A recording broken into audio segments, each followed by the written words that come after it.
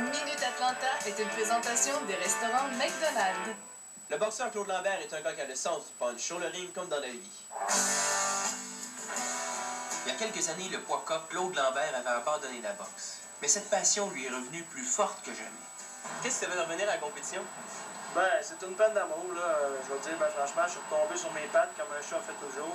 Je me suis réveillé, j'ai dit là, je vais commencer à faire ce qui me tente de faire dans la vie. Et pour moi, à partir de ce moment-là, ben, c'était sûr que j'allais aux Jeux Olympiques. Ah ouais, t'étais mindé, là. Ben, je me voyais pas y aller. Il s'y voyait déjà.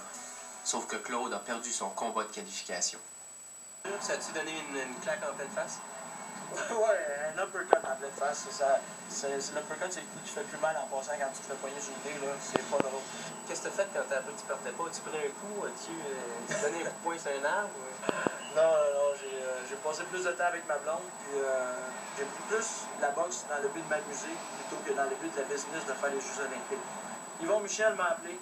Yvon Michel, c'est le directeur technique et le coach national de l'équipe canadienne.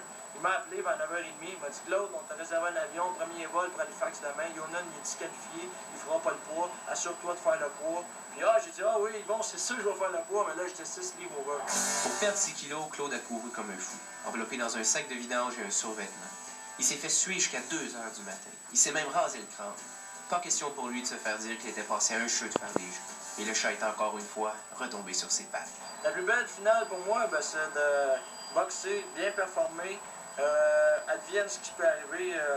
Longtemps que j'ai donné mon 100%, mon 120%, je vais être fier de moi.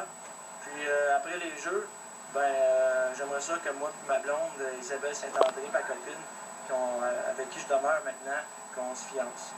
Ça fait que c'était une invitation, Isabelle.